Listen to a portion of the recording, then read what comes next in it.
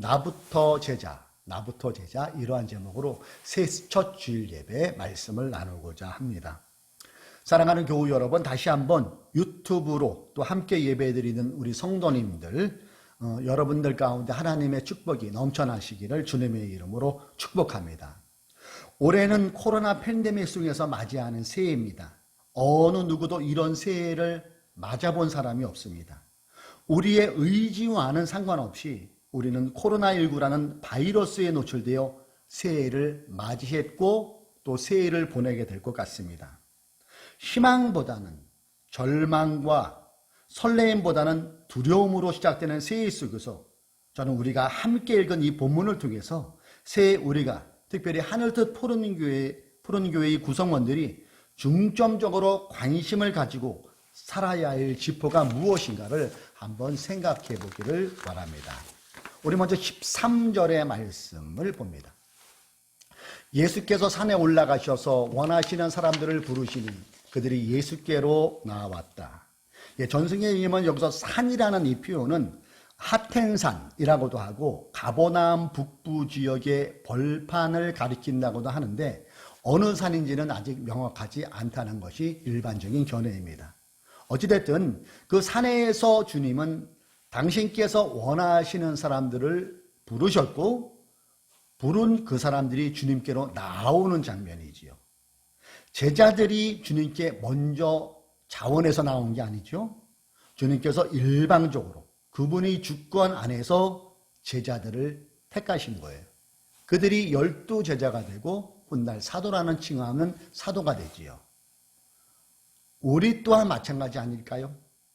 내가 원해서 주님께 나온 사람은 큰 사람도 없습니다. 하나님의 일반적인 선택으로 우리는 택해졌고 예수 그리스도를 믿게 되었고 그분의 피 흘리심으로 죄사함 받고 저와 여러분이 구원을 받았고 하나님의 자녀 또 주님의 제자가 됐다는 것이지요. 예수님의 12제자가 그랬듯이 우리 또한 그러하다는 겁니다. 자, 이어서 주님은 12를 택하시고 그들과 함께 하시면서 그들로 하여금 말씀을 전하게 하십니다. 또한 귀신을 쫓는 권세도 주셨다고 본문 14절과 15절은 기록되어 있어요. 예수께서 12를 세우시고 그들을 또한 사도라고 이름하시고 이 가로는 그 원문에 있는 것도 있고 사본에 없는 것도 있으니까 이것을 놓고 또 나중에 요거는 제가 나중에 설명을 해야 될 기회가 있겠지만은 이것은 후대에 끼워 넣었을 것이다. 그렇게 주장하는 사람들도 있어요. 자, 그렇게 그 정도만 아시고요. 이것은 예수께서 그들을 자기와 함께 있게 하시고 또 그들을 내보내어서 말씀을 전파하게 하시며 15절 귀신을 쫓아내는 권능을 가지게 하시려는 것이었다. 자, 이어서 본문의 저자 마가는 주님께서 택하신 12명의 이름을 쭉 열거하는 기록을 하지요.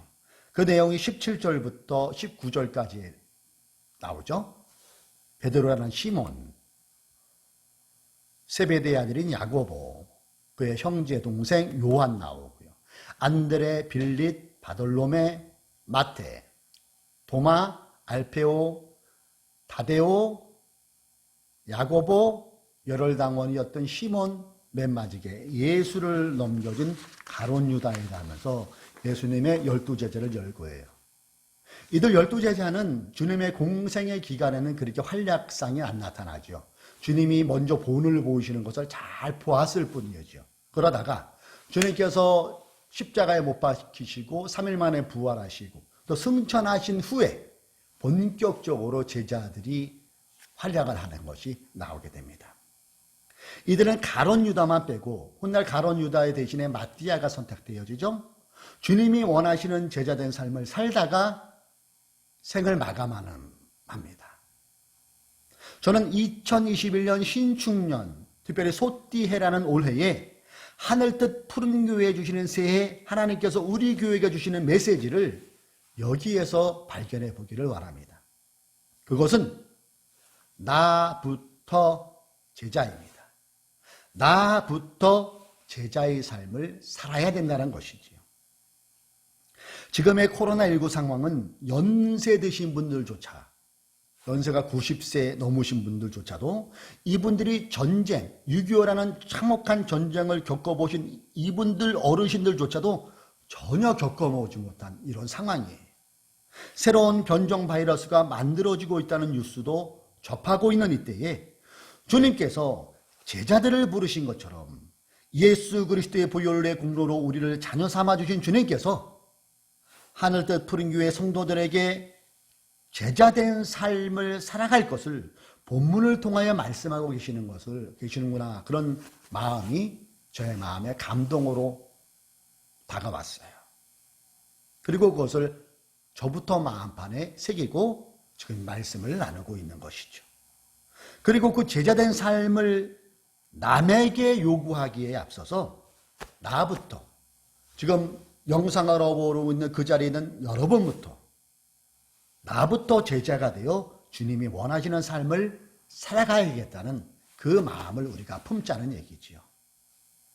12제자는 우리보다 약 2000년 이상 먼저 산 사람들이죠. 그렇죠? 먼저 이 땅에 와서 살다가 천국에 간 사람들이에요. 그렇다면은 그들을 샘플 삼아 보면 어떨까요? 그들이 어떤 제자의 삶을 살았는가를 보면은 아, 제자의 삶은 이렇게 살아야겠구나를 우리가 알 수 있다는 것 아니겠어요? 제자들의 삶을 가만 보면 공통점이 뭐냐 하면은 순교했다는 거예요. 요한만 빼고. 요한계시록은 요한만 장수하고 나머지는 다 복음을 전하다가 순교했어요. 그렇다면은 우리도 다 순교해야 된다는 걸까요? 그런 의미는 아니고요. 제자들이 보여준 순교의 정신, 제자들이 보여준 순교의 정신만은 우리가 마음에 새겨야 될 필요가 있다는 것이죠. 순교는 쉽게 말해 죽는 거잖아요. 자연사가 아닙니다. 순교는 외부의 힘에 의해서 죽임을 당하는 거예요. 그들이 왜 외부의 힘에 죽어야 했을까요? 예수님이 원하셨던 삶을 구현하다가 그것 때문에 순교를 당한 겁니다. 반대로 생각해 본다면 예수님이 원하시는 삶을 살지 않았다면 그들도 일반 사람들처럼 수명이 다하여 죽었을 수 있었을 거예요. 예수님이 원하셨던 제자들의 삶은 무엇입니까? 오늘 말씀을 이렇게 읽다 보면은 말씀을 전하는 삶이었다는 것을 알 수 있어요. 복음을 전파하는 삶이었다는 것입니다. 한마디로 제자들은 그거 하다가 순교당한 거예요. 그거 하다가 죽임을 당한 겁니다. 오순절날 마가이 다락방에 성령의 임하심을 기점으로 초대교회는 세워졌어요. 제자들은 예루살렘에서 복음을 전하다가 핍박이 점점 심하니까 그것을 피하면서 가면서 복음을 전파해요. 그리고 때에 따라서 하나님께서 초제한적인 역사를 나타내 주셔서 귀신도 쫓아내고 병자도 고쳐주는 이런 놀라운 일들이 발생되어져요. 그것이 한 예를 제가 소개한다면 사도행전에 그런 일들이 많이 나옴을 여러분 보셨을 거예요.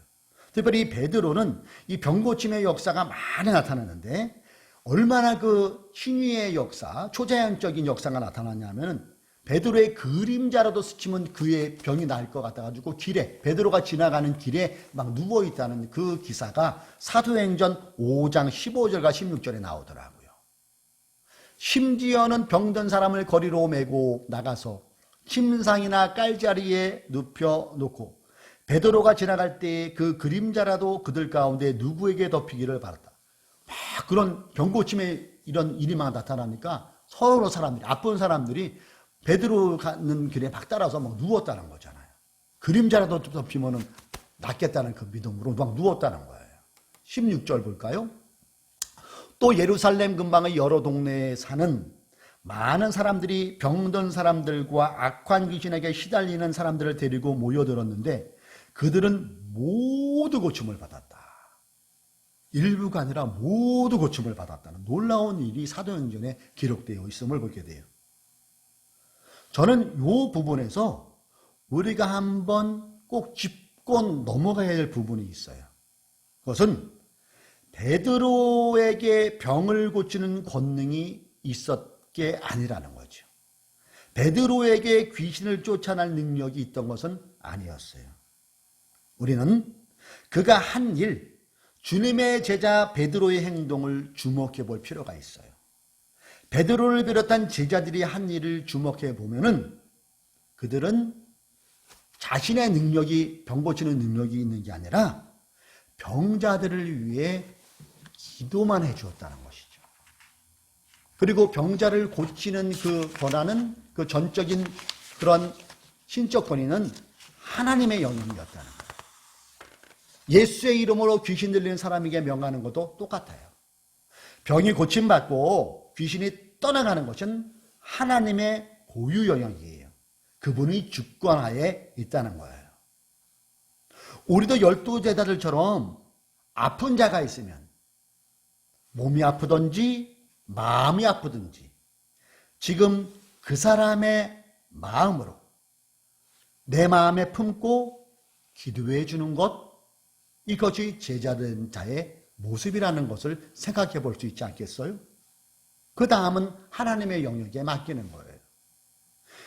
이게 우리보다 2000년 먼저 살다 간 제자들의 마음이었고 제자들의 행동이었다는 것을 우리는 주목할 필요가 있습니다. 아픈 사람의 마음을 내 마음으로 품고 그들을 위해서 진심으로 건성이 아닌 간절한 기도를 드릴 때에 하나님은 반응하셨다는 것이죠. 그들의 마음을 품는 것, 그리고 기도하는 것, 이것이 제자들이 우리에게 먼저 보여준 본이라는 거예요.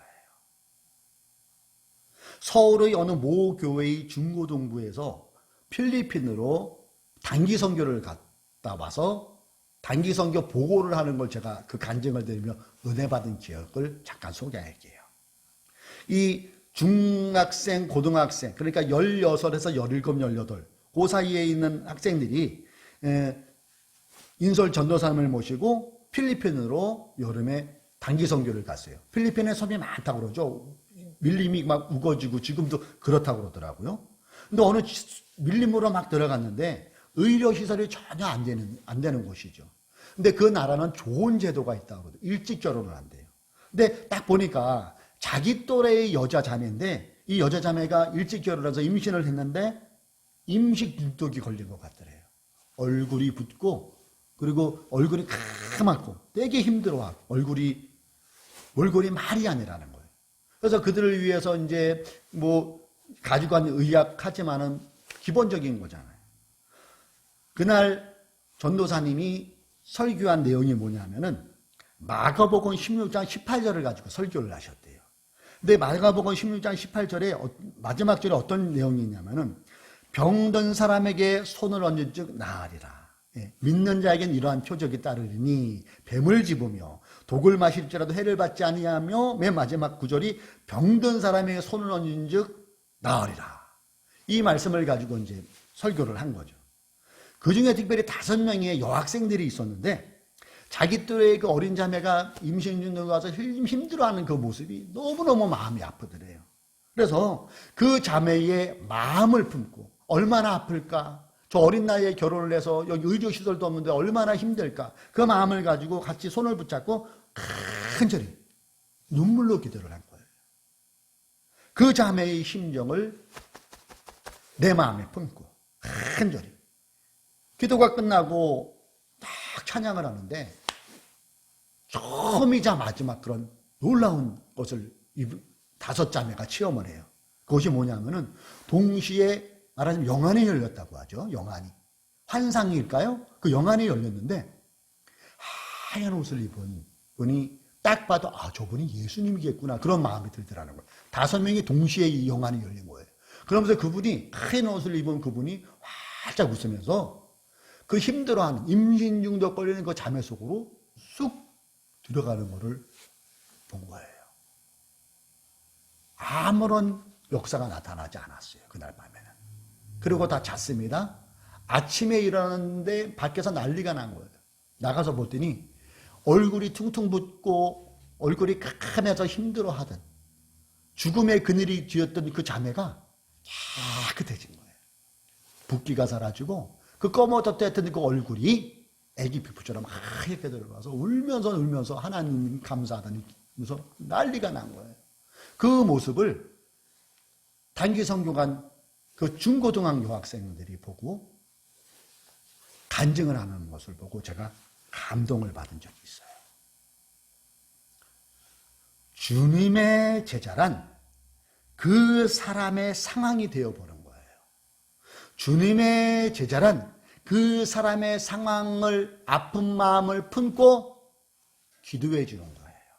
그리고 같이 아파해 주는 것, 이것이 제자된 사이 모습이라는 거예요. 이게 제자의 마음, 이게 제자의 행동일 것입니다.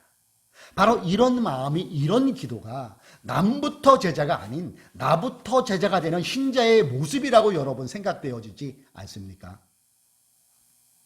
코로나19로 여기저기서 아프다는 신음소리가 참 제 주변에도 많이 들어요.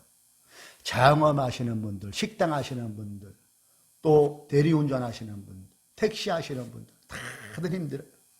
엊그젠가 저녁 한 7, 8시쯤 됐는데 저랑 같이 근무했던 분이 문자가 하나 들어왔어요. 목사님, 요즘 경기가 안 좋아서 너무 힘드네요. 새벽까지 해도 2만 원도 못 벌어가요. 날도 춥대요. 목사님 잘 계시죠? 새해 복 많이 받으세요. 이런 문자가 들어왔어요. 그 마음이 제가 느껴지죠. 대리운전하다 손님이 많이 없고 날 춥고 그러면은 마음속까지 춥거든요. 순간 코끝이 직 하면서 잠깐이지만 그 나실장님을 위해서 기도했어요. 그리고 내가 해야 할 수 있는 일이 뭔가? 스마트폰을 펴서 톡을 피면은 선물 보내기 있잖아요. 선물 보내기. 편의점 쿠폰 10,000원짜리 하나 보내주고 메시지에 글을 남겼어요. 그쵸, 날씨 많이 춥죠. 힘내세요. 기도합니다. 따뜻한 커피 한 잔 드시고 하세요. 그렇게 보냈어요. 새벽녘에 문자가 들어왔어요. 목사님 감사합니다. 힘이 납니다. 그런 문자가 들어왔어요.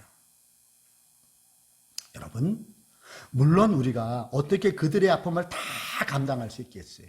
우리조차도 연약한 인간인데. 그럴지라도 주님의 제자라면은 그때마다 고민은 해볼 수 있는 거예요. 내가 어떻게 저분들의 아픔을 덜어줄 수 있을까? 고민해 보는 거예요. 내가 도와줄 수 있는 거는 없을까? 도와줄 수 있으면 도와주고, 안 되면은 건성이 아닌 그들을 위해 짧은 시간이라도 간절히 기도해 줄 수 있는 자가 진정한 주님의 제자일 것입니다. 여러분, 베드로가 하나님 기도할 때 하나님의 놀라운 신유의 역사가 나타났다고 제가 좀 아까 소개해드렸죠. 그때 베드로나 주님의 제자의 마음이 이랬다고 저는 생각해요. 건성으로 기도하지 않았어요.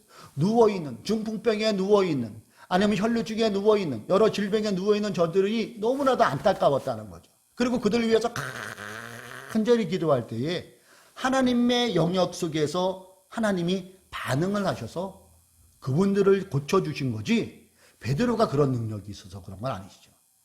우리가 취해야 될 것은 무엇이에요? 그들의 마음, 그리고 함께 기도할 수 있는 그 마음이 진정한 주님의 제자라는 것입니다. 코로나19의 대유행 속에서 우리가 주님의 제자들처럼 복음을 전파하는 것은 일상에서 제자의 삶을 사는 것으로 보여주어야 됩니다. 저는 개인적으로 올해는 제발 뉴스에서 부조리나 범죄자의 단골로 목사가, 장로가, 권사가, 집사가 뉴스에 등장하지 않기를 간절히 소망합니다. 아마 여러분들도 이 마음은 저와 같을 거예요. 우리가 속해 있는 일터에서, 가정에서 주님의 말씀에 순종하며 새해에는 소위 해라 그러죠. 이 소처럼 묵묵히, 소처럼 우직하게 자신의 할 일을 감당하며 제자의 마음을 품고 살아가는 것, 이 자체가 복음 전파가 될 수 있는 거예요. 여러분, 요즘 사람들은 똑똑해요. 눈치가 빨라요. 우리가 입으로 예수 믿으세요 하는 것도 좋지만은 우리가 행동으로 먼저 섬기고 행동으로 먼저 예수 믿는 사람답게 행동하면요, 그 사람들은 눈치챈대도요, 아, 저 사람 예수 믿는 사람이구나. 그럴 때 복음 전하죠. 사랑하는 교우 여러분, 새해에는 나부터 제자의 삶을 삽시다. 이 나부터 제자라는 결단 중요합니다.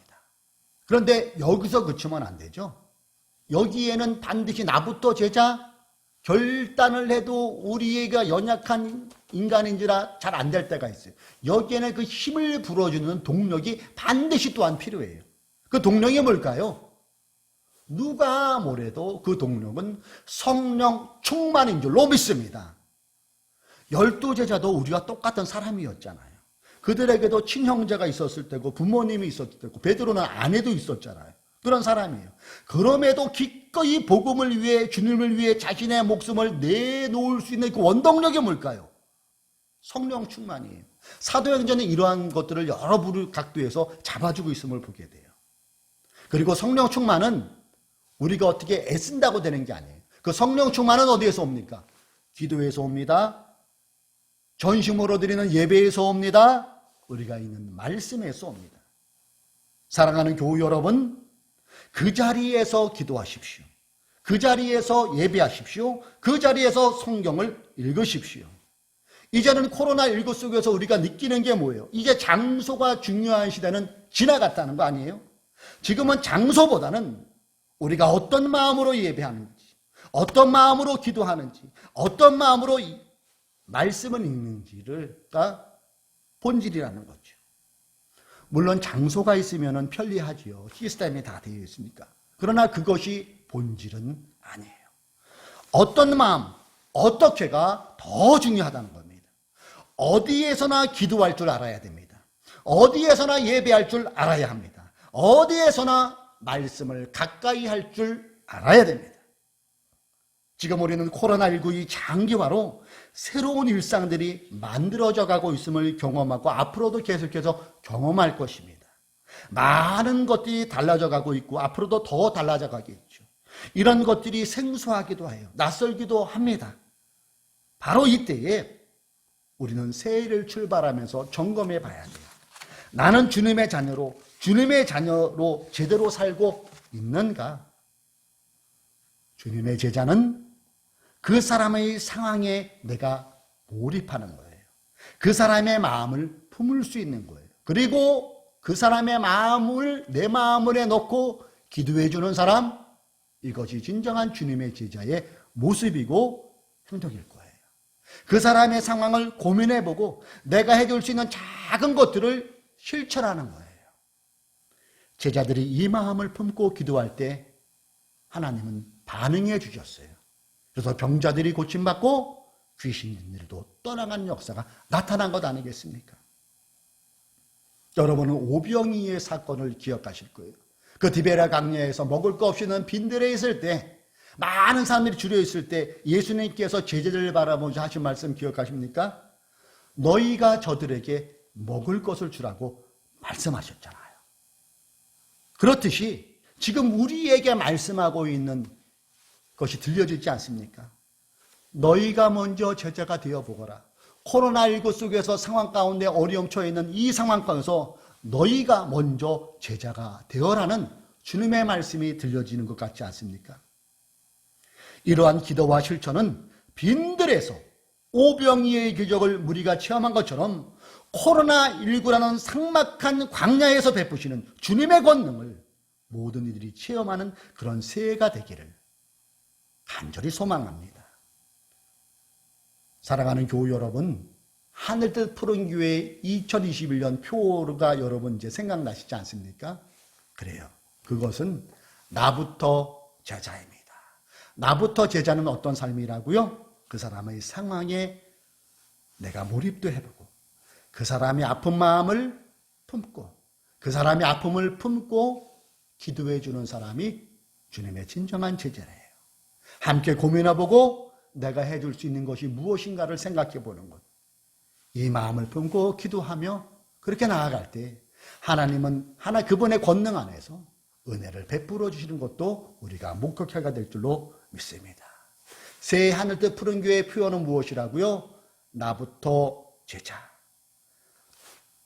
코로나19가 장기화되는 이때에 우리가 나부터 제자의 삶을 살아봄으로 하나님의 크신 권능을, 베드로가 눈으로 목도한 하나님의 놀라운 그 기적을 우리도 체험하는 2021년 소의 해가 되기를 주님의 이름으로 축복합니다. 기도합시다.